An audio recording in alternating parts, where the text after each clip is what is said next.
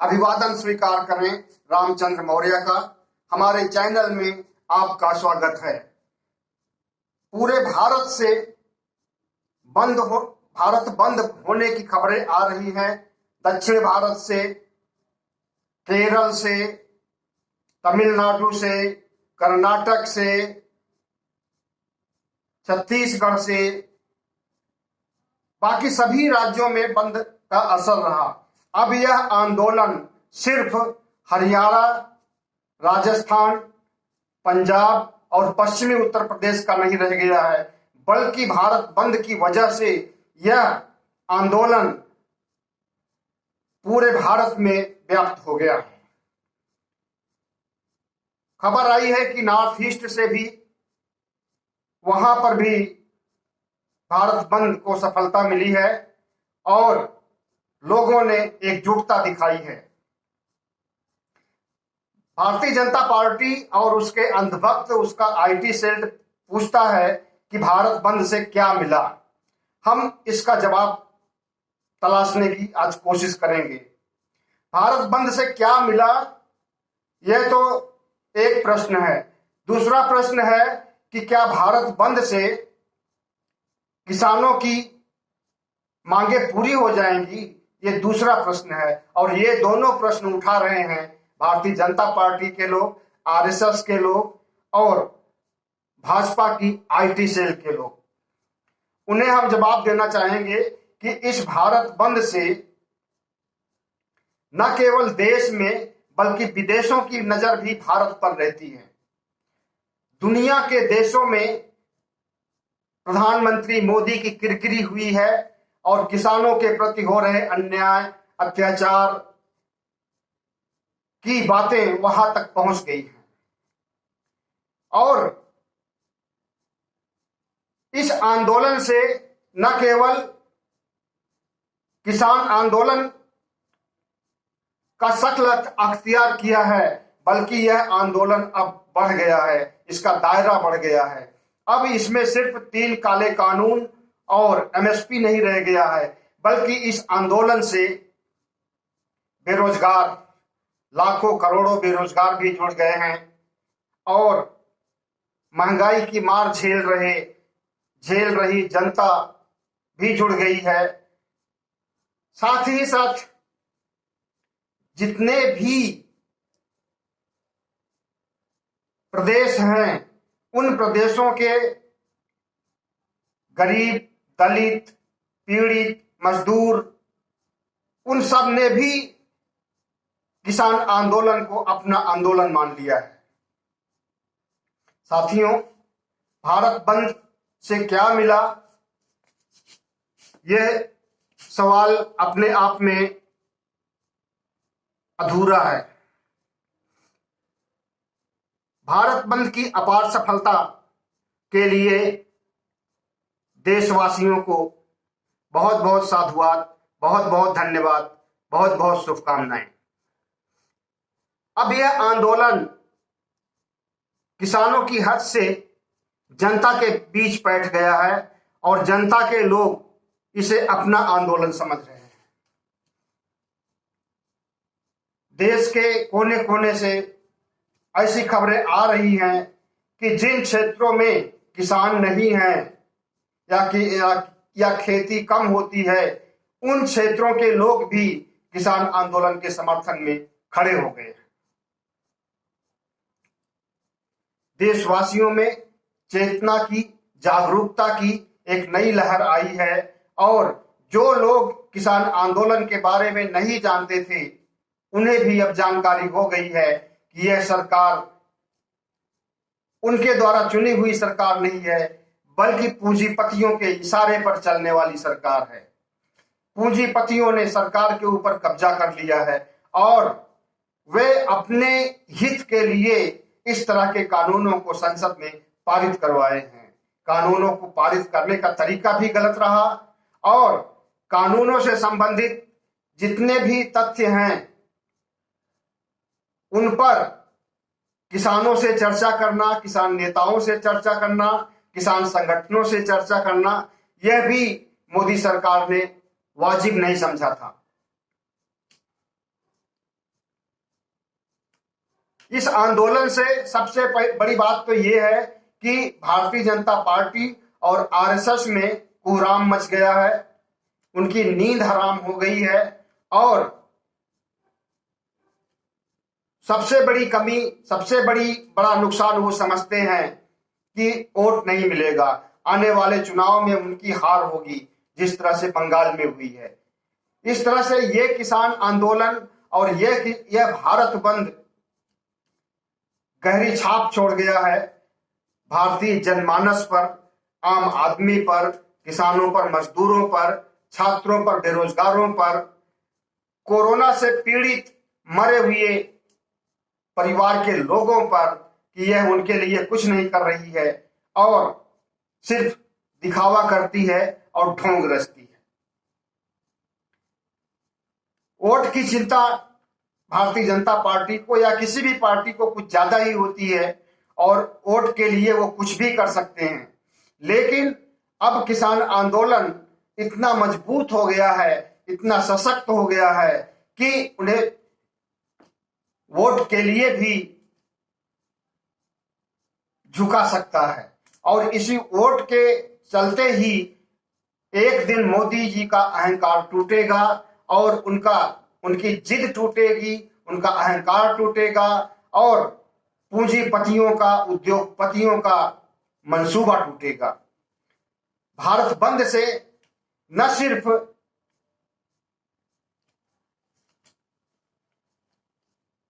देशवासियों को एक नई ऊर्जा मिली है, बल्कि देश में एक नई लहर, नई सोच, नई जागरूकता विकसित हुई है। और यही जागरूकता अगर पहले होती और किसान आंदोलन पहले भारत बंद किया होता, हालांकि कर चुका था, लेकिन ऑल इंडिया स्तर पर, अखिल भारतीय स्तर पर नहीं हुआ था ऐसा बंद, तो लोगों के बीच धीरे धीरे बातें पहुंचती हैं और जब पहुंचती हैं तो वो बातें अस्थायी हो जाती हैं। तो आज के बंद से यह साबित हो गया है कि भारत के कोने कोने में किसानों की आवाज पहुंच चुकी है और उनको अब सफल होने से रोका नहीं जा सकता है। उनकी मांगे सरकार को माननी पड़ेगी और एमएसपी पर कानून बनाना पड़ेगा, पूंजीपतियों का वर्चस्व खत्म करना पड़ेगा। अगर नहीं करेंगे तो उन्हें वोट का चोट देने का जो नारा दिया है किसान आंदोलन ने, इसी नारे के तहत 2022 में उत्तर प्रदेश सरकार,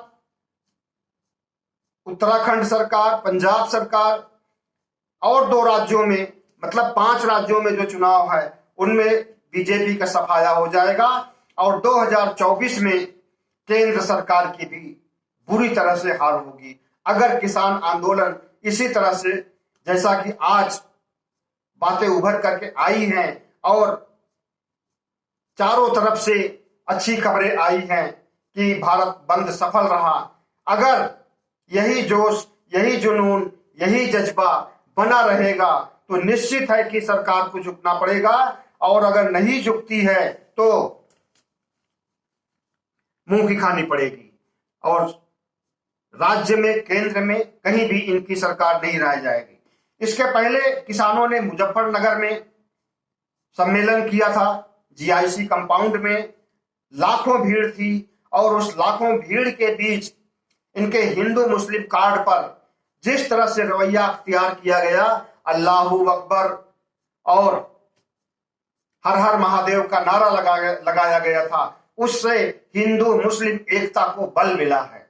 और अब ये देश के किसी कोने में सांप्रदायिक दंगा, हिंदू मुस्लिम के समुदाय के बीच में दरारें डाल करके ये वोट को एक तरफा नहीं कर सकते हैं, वोट का ध्रुवीकरण नहीं कर सकते हैं। लोगों में अब चेतना आ गई है, जागरूकता आ गई है और इस किसान आंदोलन ने, इस भारत बंद ने उस चेतना, उस जागरूकता को बल दिया है। दोस्तों, अब तक 650 मौतें किसान आंदोलन में हो चुकी हैं। जो मौतें हुई हैं वो निर्बल मजदूर हैं, किसान हैं, छोटे किसान हैं, उनकी मौतें हुई हैं। और इन मौतों से साबित हो गया कि भारत सरकार, मोदी सरकार इन मौतों से खौफ नहीं खाई है। एक कोई छोटी सी घटना हो जाती है मौत की या किसी हादसे की, तो प्रधानमंत्री का ट्वीट आ जाता है। लेकिन 650 मौतें किसान आंदोलन में हुई। न तो इनको संसद में श्रद्धांजलि दी गई, न व्यक्तिगत तौर पर, न ट्विटर पर, न फेसबुक पर, न यूट्यूब पर, कहीं भी इनको श्रद्धांजलि के 2 शब्द प्रधानमंत्री और भारतीय जनता पार्टी के नेताओं के मुंह से नहीं निकले। क्योंकि ये तो आंदोलनकारी हैं और आंदोलनकारी आंदोलनजीवी होते हैं। आंदोलनजीवी का मतलब कि आंदोलन ही उनका पेशा होता है और आंदोलन से ही वो बढ़ते हैं, विकसित होते हैं। लेकिन मोदी जी और भारतीय जनता पार्टी और आरएसएस को मालूम हो कि जो किसान आंदोलन कर रहे हैं यही किसान खेती भी कर रहे हैं। खेती करने के लिए चले जाते हैं तो दिल्ली के बॉर्डर पर भीड़ कम हो जाती है और खेती से वापस आ जाते हैं तो यही भीड़ लाखों में बदल जाती है। इस तरह से इन्होंने 2 मोर्चे संभाले, खेती का मोर्चा और बॉर्डर दिल्ली के बॉर्डर का मोर्चा। दोनों जगह ये कामयाब रहे। खेती में तो पिछले वर्षों से अधिक अन्न उपजाया हमारे किसानों ने, लेकिन दिल्ली बॉर्डर का बोझा, दिल्ली बॉर्डर का मोर्चा भी संभाले रहा और इस मोर्चे पर भी इन्हें कामयाबी मिलेगी, देर सवेर जरूर मिलेगी। और जब तक कामयाबी नहीं मिलती है तब तक ये आंदोलन चलता रहेगा। किसानों का कहना है, किसान नेताओं का कहना है कि 26 नवंबर को संविधान दिवस है। अगर इस भारत बंद का असर भारतीय जनता पार्टी पर नहीं पड़ता है, मोदी सरकार पर नहीं पड़ता है, तो 26 नवंबर को भी अखिल भारतीय स्तर पर भारत बंद की घोषणा की जाएगी और भारत बंद किया जाएगा। क्योंकि जब तक किसानों की आवाज पीएमओ में नहीं गूंजेगी, आरएसएस के नागपुर में हेडक्वार्टर में नहीं गूंजेगी, तब तक इनके कानों पर जूं नहीं रेंगेगी और ये पहले की तरह अड़ियल रुख अपनाए रहेंगे। लेकिन लगता नहीं है कि अब इनका अड़ियल रुख ज्यादा समय तक चल सकता है, क्योंकि उत्तर प्रदेश का चुनाव, उत्तराखंड का चुनाव, पंजाब का चुनाव भी नजदीक है और ज्यादा दूर नहीं रह गया है इनका संसद का भी, लोकसभा का भी चुनाव बहुत दूर नहीं रह गया है। साथियों, भारत बंद से क्या होगा, जो सबसे बड़ा सवाल है वो, उसका सबसे बड़ा उत्तर है कि इस भारत बंद से हमारा लोकतंत्र मजबूत हुआ है। लोगों के बीच में चेतना जागृत हुई है। लोगों ने सरकार के अत्याचार को देखा, सुना, समझा और अब मन बना रहे हैं कि इस अत्याचार का, इस अन्याय का मुकाबला वोटों से किया जाएगा। तो लोकतंत्र मजबूत हुआ है और हमारा भारत कभी भी खतरे में आता है तो उसको एक नई ऊर्जा मिलती है, एक नई चेतना मिलती है, एक नई ताकत मिलती है। किसान आंदोलन और भारत बंद ने यही ऊर्जा दी है, यही ताकत दी है। दूसरी बात, मोदी सरकार की हिटलरशाही, तानाशाही, निरंकुशता पर भी अंकुश लगेगा। अक्सर कहा जाता है कि मोदी राज में अघोषित आपातकाल चल रहा है। 1975 में तो इंदिरा गांधी ने घोषित आपातकाल लगाया था और आज अघोषित आपातकाल चल रहा है। और इस आपातकाल में बुद्धिजीवियों को, पत्रकारों को, एक्टिविस्टों को, सामाजिक कार्यकर्ताओं को, जो भी सत्ता के खिलाफ सवाल उठाता है उसको जेल में ठूंसा जा रहा है। सिर्फ नौजवानों को ही नहीं बल्कि 86 साल के बुजुर्गों तक को जेल में ठूंस करके रखा गया है। इसके बारे में ज्यादा बताने की जरूरत नहीं है। आए दिन ऐसे अत्याचार होते रहते हैं, मॉब लिंचिंग होती रहती है, हिंदू मुस्लिम होता रहता है, दंगे होते रहते हैं। अगर इस तरह से भारत बंद हो और सफल हो और देश भर के वोटरों, मतदाताओं तक ये बात पहुंचे, तो निश्चित ही मोदी सरकार को झुकना पड़ेगा। बहुत बहुत धन्यवाद।